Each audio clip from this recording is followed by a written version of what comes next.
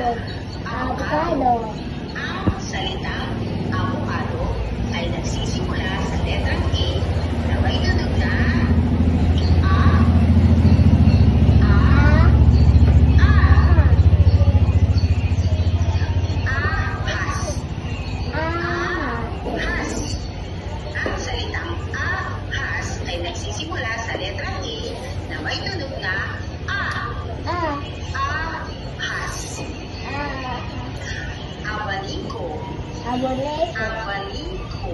Ang abaliko ay nagsisimula sa letrang A na may tunog na A.